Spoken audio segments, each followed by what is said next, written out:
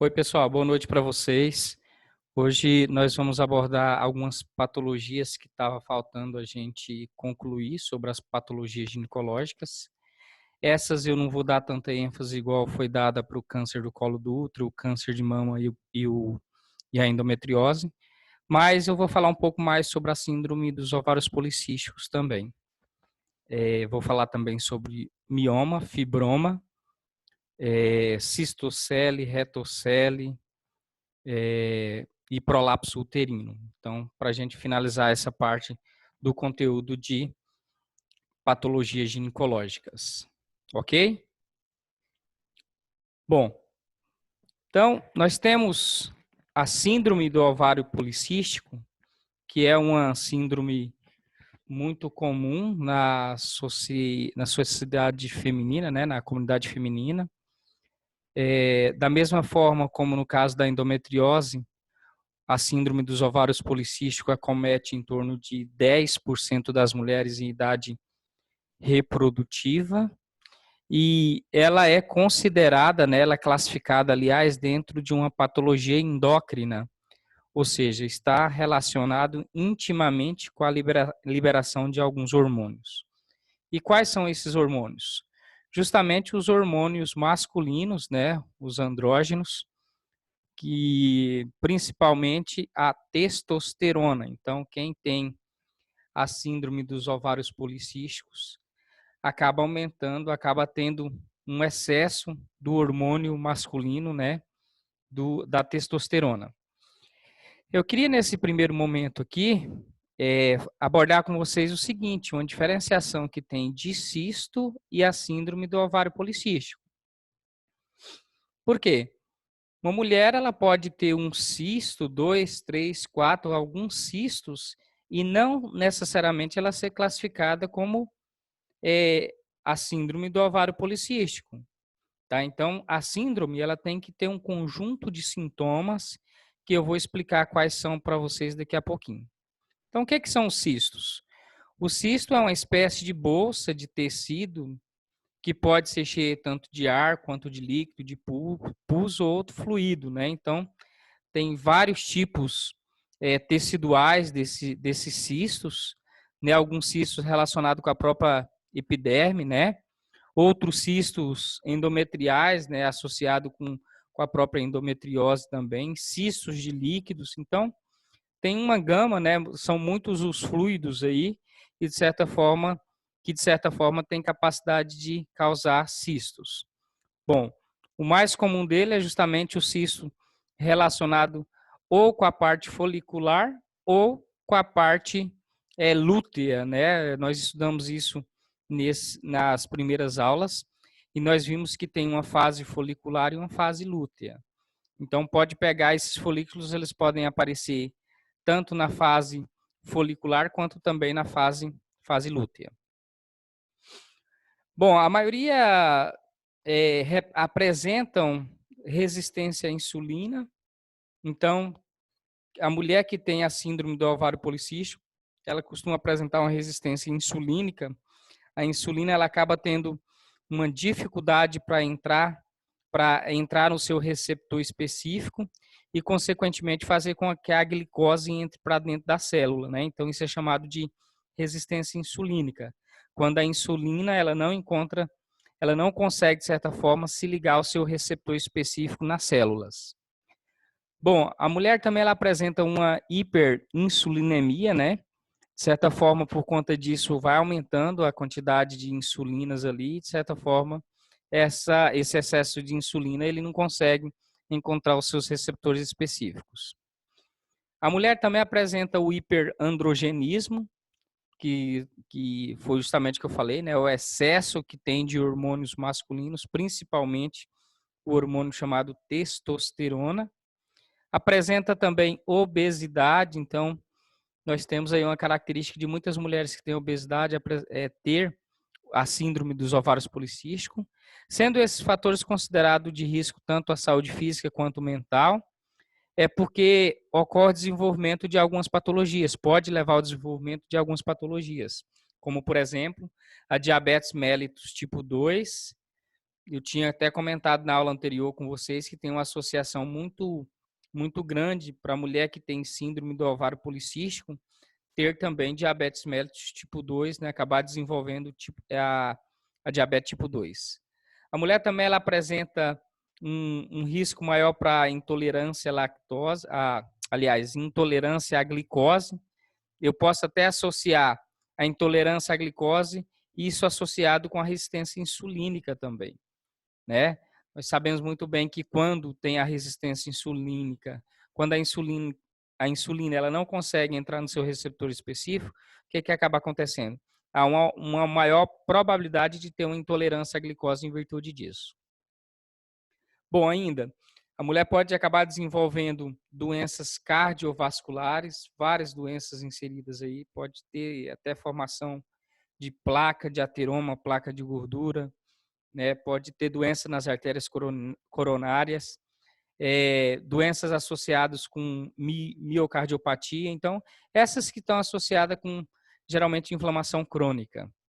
Assim como chance de desencadear doenças psicomáticas, principalmente os distúrbios de humor, né? Como a depressão, como transtorno afetivo bipolar, principalmente aí. E tem alguns autores que associam também transtorno de ansiedade, né? Grau 1, grau 2 e assim vai.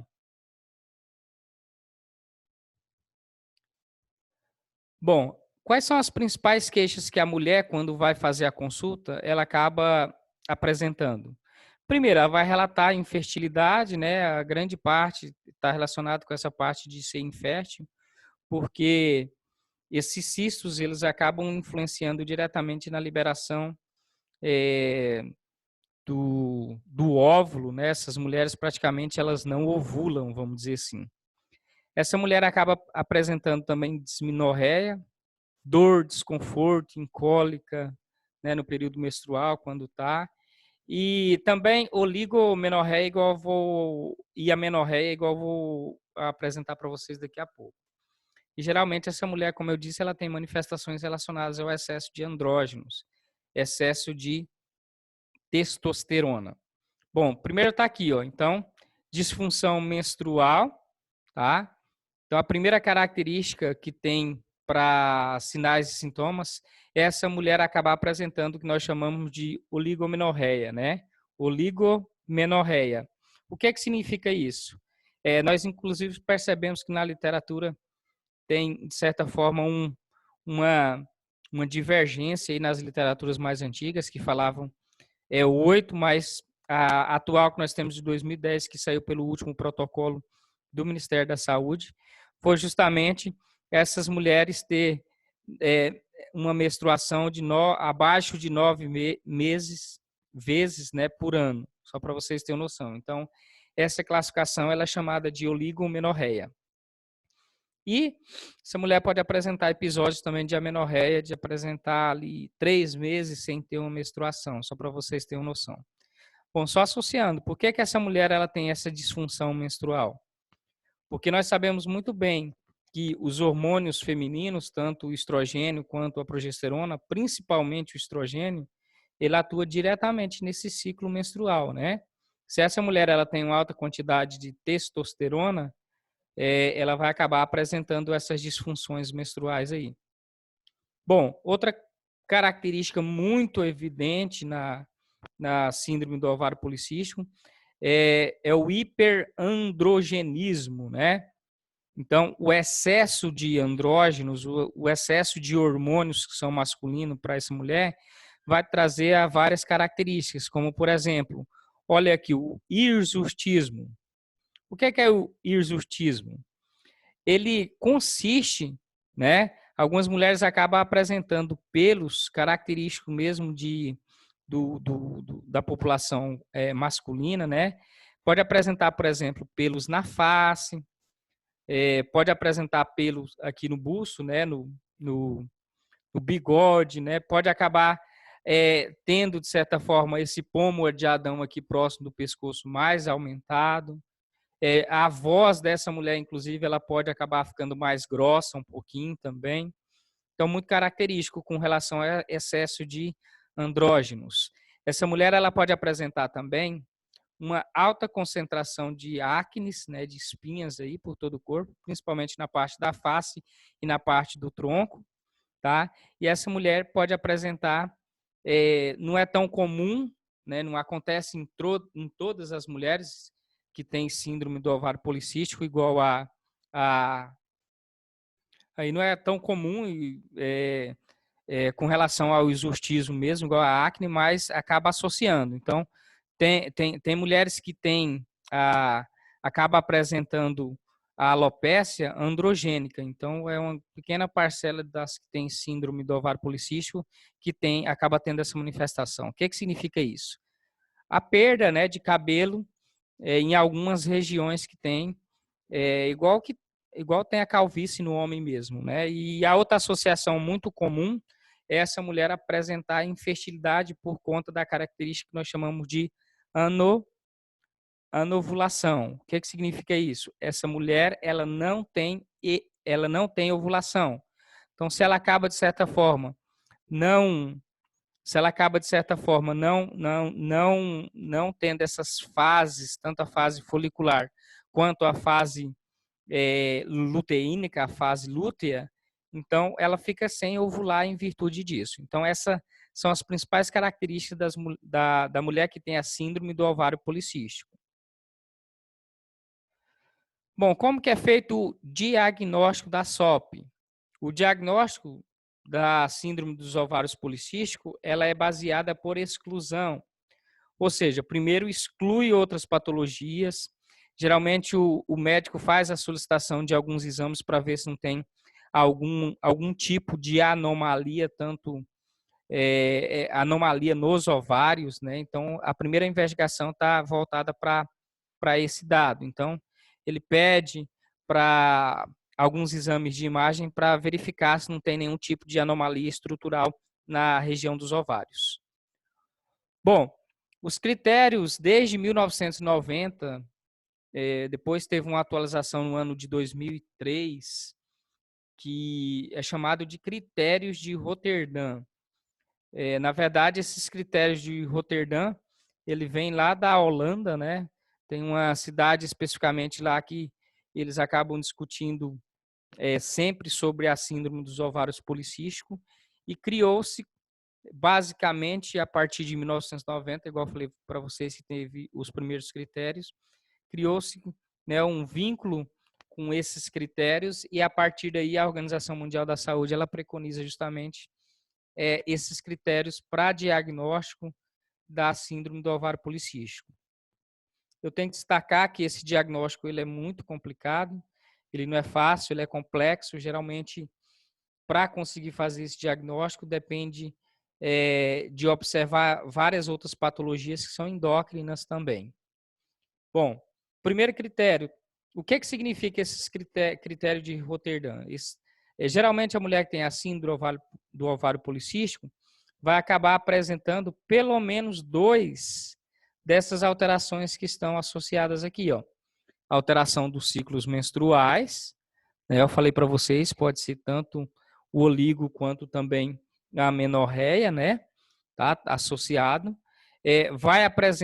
Pode apresentar o hiperandrogenismo, né? Esse exame ele pode ser pautado tanto no exame clínico, igual eu falei para vocês, no exorcismo, né? E assim vai. Mas geralmente o médico ele faz uma solicitação do exame laboratorial endócrino para verificar como que está a quantificação desses hormônios, tá? Então tem até uma características aqui, ó, né, de avaliação da ultrassonografia. Até vou pedir para vocês associar aqui, ó, o outro critério ele acaba sendo o critério da ultrassonografia, do exame de imagem, tá? Então, apaga aqui essa parte do hiperandrogenismo repetido aqui e vamos colocar aqui a ultrassonografia, tá? Então, é solicitado o exame de imagem e faz a avaliação, inclusive, da quantidade de folículo, do tamanho do folículo, do tamanho especificamente desses desses folículos que tem lá, para, de certa forma, identificar se pode estar classificado dentro da síndrome do ovário policístico ou não. Às vezes, por exemplo, não entra dentro dessa classificação e essa mulher ela acaba não tendo a síndrome do ovário policístico. Ela acaba apresentando o quê? Só o ovário císticos, né? Então ela tem múltiplos cistos, mas não entra dentro dessa característica que eu falei para vocês com as outras manifestações clínicas. Ok? Então, vamos fazer aqui a alteração até na própria apostila, tá? Aqui vamos colocar a realização do exame, ok? Bom, o que mais? Tratamento da SOP. O tratamento ele está pautado na mudança do estilo de vida. É claro, o tratamento ele vai depender muito se essa mulher ela tem a intenção mesmo de conceber, né? Se ela não tem. E o tratamento ele vai ser pautado também nas manifestações clínicas.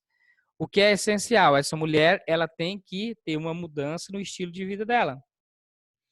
Ela tem que ter uma dieta rica em frutas e verduras, né, leguminosas também, e ela tem que começar a praticar exames físicos, porque como é uma doença que está associada com a parte endócrina, então é necessário essas medidas, né, essa mudança no estilo de vida para ela, de certa forma, começar a facilitar um pouco o processo do corpo para a liberação desses hormônios femininos, principalmente, e assim por diante. O tratamento da infertilidade, se essa mulher tiver a intenção de conceber. O tratamento do exortismo, né? Então, tem como usar alguns medicamentos utilizados aí para, de certa forma, tratar esse exortismo e para a acne também. Então, tem alguns medicamentos que podem tá sendo usados. Bom, e é claro, é uma boa parte dessa associação aí, principalmente do exortismo e da acne também, estão associados com o quê? Com tratamento de irregularidades menstruais, né? Então, tem algumas mulheres que têm essa disfunção menstrual, tem que fazer o tratamento com anticoncepcional oral combinado, né? Então, essa mulher ela vai ter que fazer o uso do anticoncepcional para, de certa forma, começar a restabelecer um pouco esse padrão fisiológico que tem da característica da mulher, né, de liberação desses hormônios sexuais femininos por parte da mulher. Bom, então, esses são os ovários, a síndrome dos ovários policísticos. Como eu disse para vocês, eu não vou dar tanta ênfase, mas eu precisava pelo menos, de certa forma, abordar com vocês essas principais particularidades que compreende a síndrome do ovário policístico. Bom, a outra patologia que nós vamos estar estudando agora é justamente mioma e fibroma. Eu coloquei coloquei o fibroma aqui porque uma boa parte da sociedade fala tudo como fibroma, né? Aliás, tudo como mioma, né? Mas tem diferenças. É claro que a diferença ela está com relação ao tipo de tecido, tá? Então, esses miomas que a gente tanto ouve aí, tem alguns deles que podem ser classificados, o ideal é ser classificado como fibroma, né? Igual eu vou acabar mostrando aqui para vocês. O que significa esse mioma ou fibroma?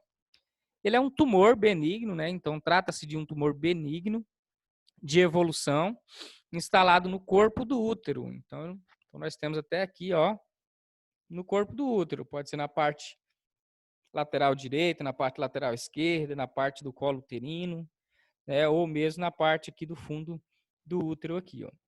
Então, qual que é a diferença desse mioma e desse fibroma? A diferença está no tipo de tecido, tá? Se for só tecido muscular que tiver dentro desse tumor benigno, ele é chamado de mioma. Se tiver tecido fibroso lá dentro, ele não é um mioma, ele é chamado de fibroma. E tem alguns tipos, né, de tumores benignos que eles têm tanto a classificação de tecido muscular, quanto também a classificação de tecido fibroso. E esse tipo de tecido é o que a gente chama de fibromioma. Tá? Então, tem lá as suas diferenças. Olhando a parte fisiopatológica aqui, ó, tem, de certa forma, vários locais que esses tumores benignos podem acabar se desenvolvendo. Se ele desenvolver logo em cima aqui, ó, da parte do fundo do útero, ele é chamado de subseroso, né? Tumor subseroso. Tá? Pode ser mioma, pode ser fibroma e assim vai. É com relação ao quê? Ao local que ele está localizado. Vocês acham que esse subseroso aqui, ele tem uma capacidade muito grande de levar a mulher à infertilidade? É muito difícil, né?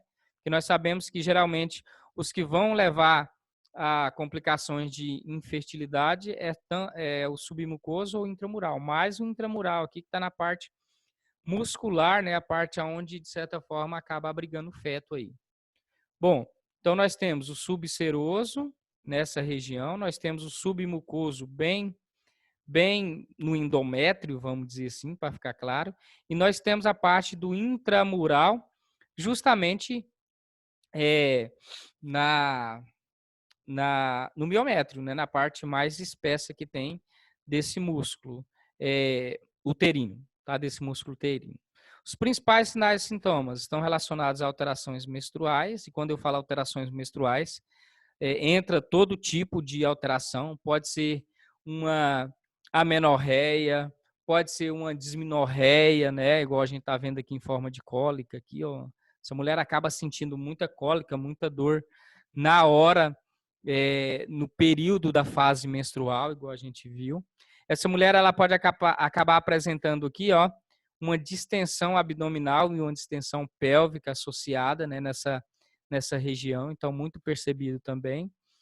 Essa mulher, ela geralmente algumas mulheres que têm abortos que são recorrentes, né, a mulher concebe, né, tem a gravidez e mesmo assim ela perde o bebê, depois tem outra gravidez, perde de novo e a gente vai investigar isso mais a fundo, está relacionado com a parte de mioma ou fibroma aí. Então isso pode levar a quadros de infertilidade.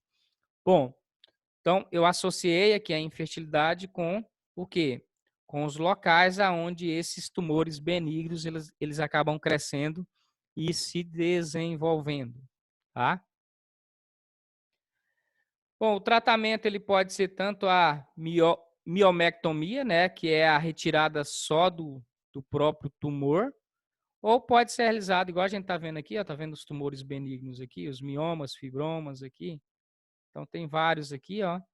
Inclusive tem a mensuração até do tamanho deles, o peso, e assim vai.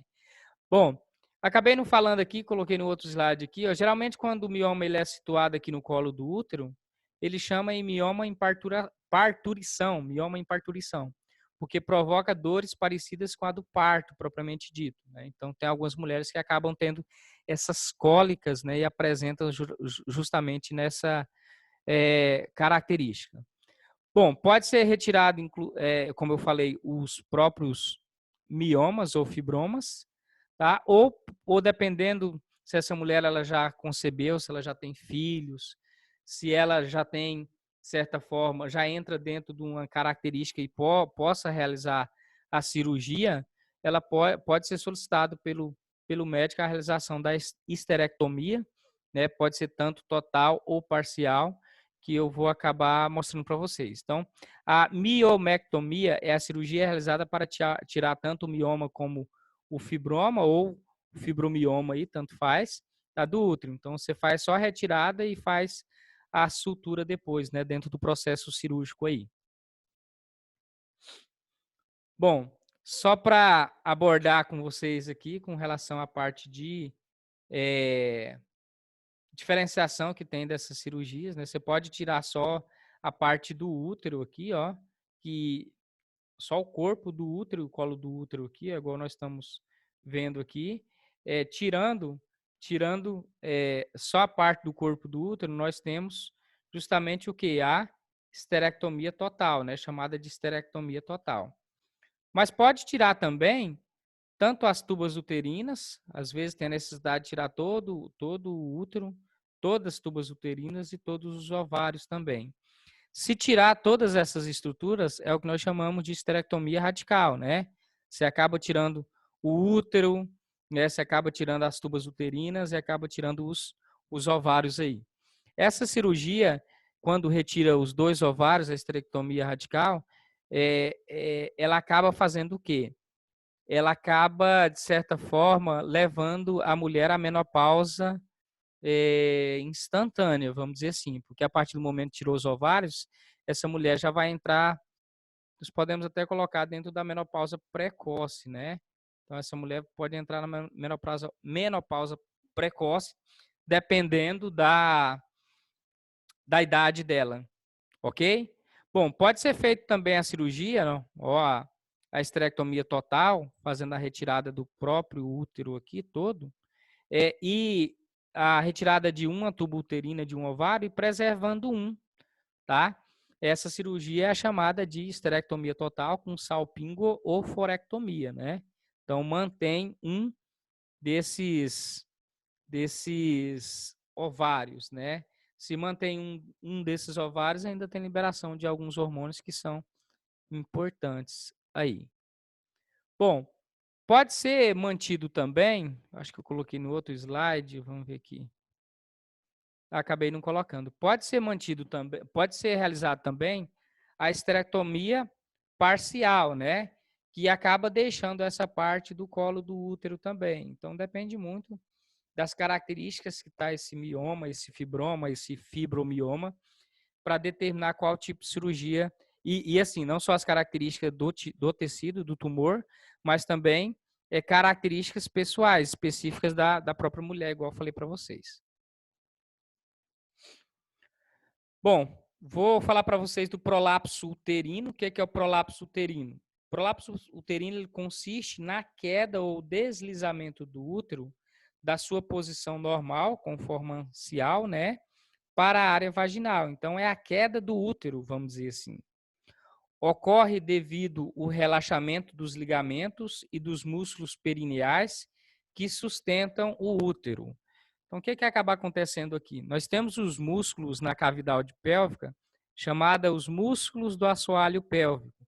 Geralmente, quando esses músculos eles perdem o seu tônus, a sua força de contração, vamos dizer assim, pode ter uma queda não só do útero, mas pode ter também uma queda da própria bexiga também, pode ter uma queda do próprio reto, né, igual nós vamos ver na sequência, tá? Então, o que acaba acontecendo no prolapso uterino?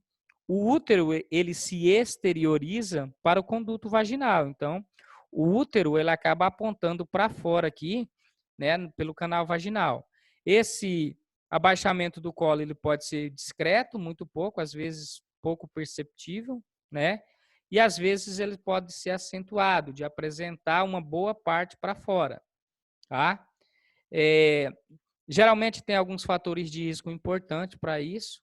As mulheres que são multíparas, que tiveram muitos filhos por parto vaginal, elas podem apresentar essa tendência, né? Muitos acabam associando com a própria obesidade também, mas os fatores de risco mais importantes estão relacionados justamente a esse parto vaginal, parto normal, consecutivos aí, quando essa mulher acaba tendo muitos filhos por via vaginal, vamos dizer assim.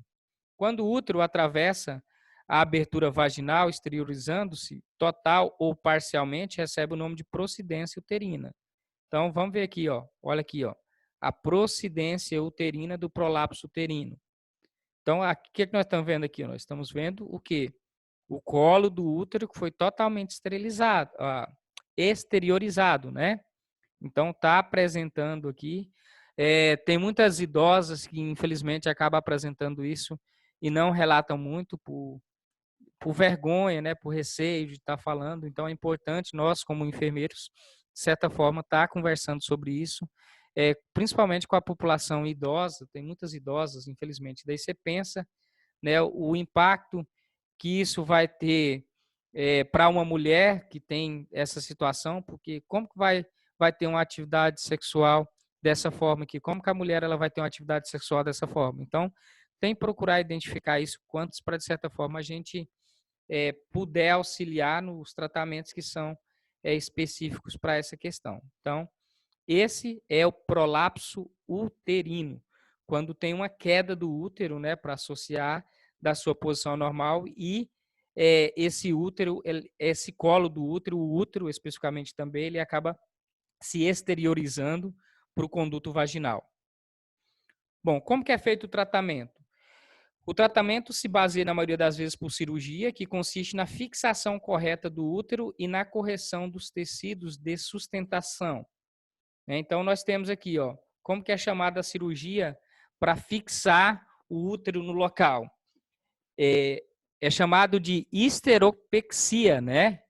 Histeropexia é a fixação do útero. Então, acaba fixando esse útero, né, nessas estruturas internas que, de certa forma, segura, né, esse útero nessa posição fisiológica.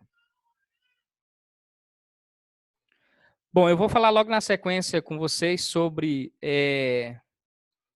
a cistocele e a retocele, que é também o prolapso tanto de bexiga quanto o prolapso de reto, e já vou falar o tratamento das duas também. Qual que é o tratamento que nós temos para a cistocele? O tratamento está relacionado com a correção também da parede anterior da vagina, a parede da frente, onde vai impedir que essa bexiga acaba se exteriorizando primeiro, vamos dizer assim, tá? Então, esse procedimento ele é chamado de colporrafia anterior, tá, da parede da vagina, então vai fazer essa correção também. Bom, e para a correção da retocele é a colporrafia posterior, chamado também de perineorrafia, que é a correção da parede posterior da vagina e do períneo também. Em casos mais, na verdade, assim, a histeropexia, a colporrafia anterior, a colporrafia posterior ou perineorrafia, elas são usadas, elas são orientadas, vamos dizer assim, esse tipo de tratamento, quando essa mulher, de certa forma, ela tem uma viabilidade uterina para a concepção ainda. Em casos mais graves, geralmente, pode ser realizada a esterectomia, igual eu falei. Então, a retirada do útero, seja ele associado com outras estruturas ou não, levando em consideração a particularidade de cada mulher. Então, esse é o prolapso uterino. Bom, o segundo que eu falei para vocês é a queda da bexiga, né? Que consiste justamente na descida do útero. Com a descida do útero pode ocorrer a descida da bexiga também. Então, às vezes, fica aquela disputa entre descer o útero e entre descer a bexiga. E quando desce a bexiga primeiro, esse prolapso ele é chamado de cistocele, tá? Então, desce em direção ao orifício vaginal, devido ao enfraquecimento dos tecidos, né, dos músculos de sustentação, igual eu falei para vocês. A paciente tem sensação de pressão pélvica, incontinência urinária, ou observa aumento da frequência urinária também. Então, ao invés de aparecer que o útero, acaba se exteriorizando a própria bexiga da mulher, que tem uma característica diferente, né? A gente não consegue ver a parte do colo do útero aqui. Então, é igual eu falei, fica a luta ali para quem vai descer primeiro, se é o útero ou para ver se é a bexiga. Em alguns casos, a bexiga acaba descendo, se exteriorizando primeiro, porque os músculos da parte anterior ali, eles ficaram sem o seu tono primeiramente. Bom, alguns exercícios perineais podem diminuir a fraqueza dos músculos nos estágios precoces da cistocele.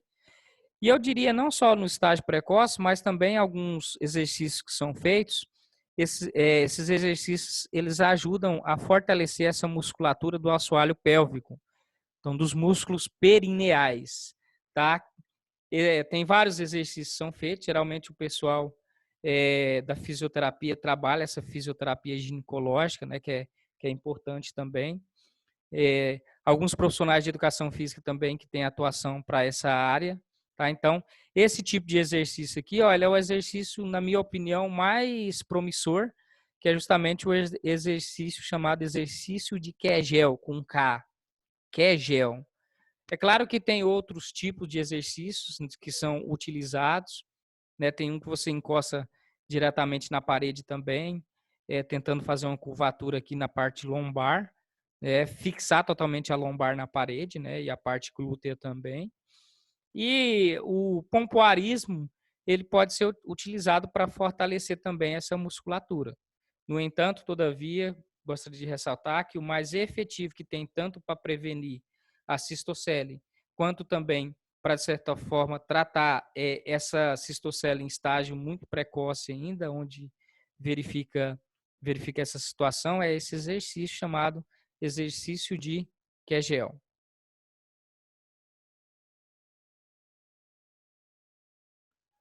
Bom, para finalizar, a retocele, com a descida do útero e a cistocele pode ocorrer também a retocele.